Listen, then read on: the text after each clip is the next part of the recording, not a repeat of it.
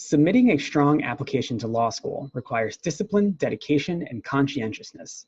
There are several key components to the law school application, all of which are important in their own right.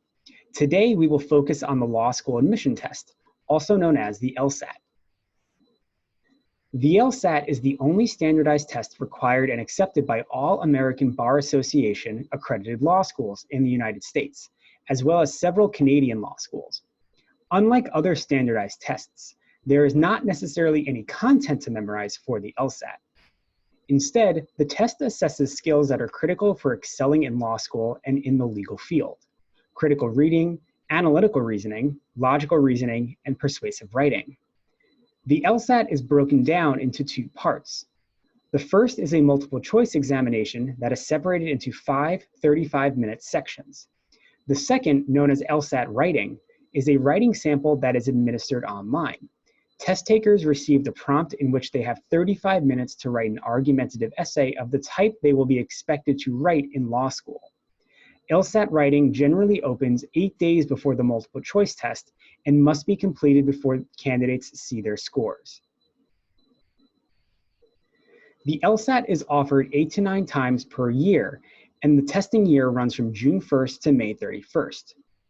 You are permitted to take the LSAT 3 times in a single testing year, and at most 5 times in a 5-year window. Once you take an LSAT, your score is valid for up to 5 years.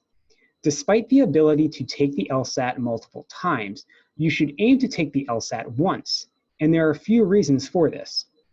First, the LSAT is expensive. It costs $200 to register for the test, with additional fees for test change dates, location changes, and so on.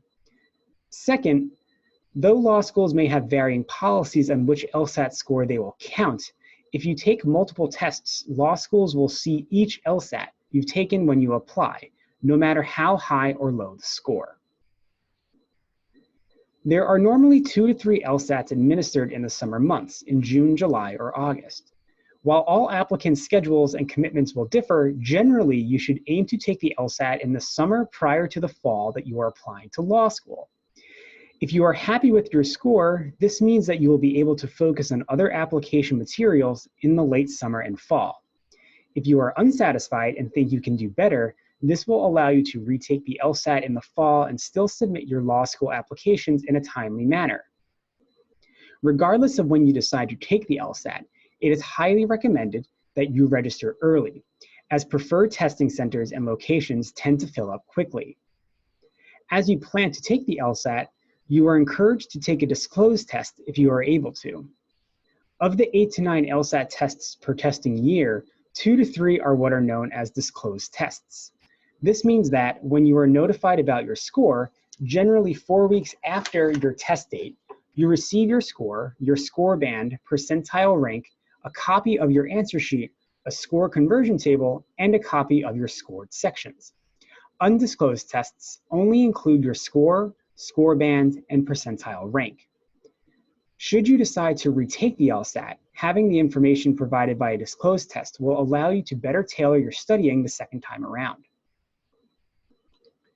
Since the September 2019 test, the LSAT has been administered digitally on Microsoft Surface Go tablets. This is a fundamentally different test-taking experience than a pencil and paper test. As you study, be sure to take practice exams on a tablet, any tablet, in order to recreate the test-taking experience as best as possible. Speaking of studying, there is no one way to study for the LSAT.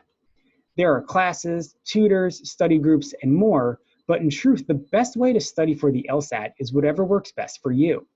To begin, think about what your best study habits are. What are papers that you did well on, or exams that you aced? What was your process that contributed to these successes? Drawing on your own best practices is a great way to get started. LSAT also offers several great free and low-fee tools that you can use as you study, including the Khan Academy and the official LSAT Prep. These are great ways to get started. If you're feeling stuck or feel as if you're not progressing in your studying, follow up with the pre-law advisor to discuss other test prep strategies. Because of the COVID-19 pandemic, LSAC made the decision to shift the LSAT to an at-home online format beginning in spring 2020. As of fall 2020, this new format, the LSAT Flex, has been administered to tens of thousands of test takers.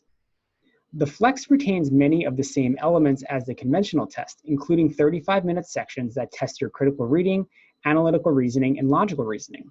But it is shorter, 3 sections instead of 5, and it is taken on your home computer.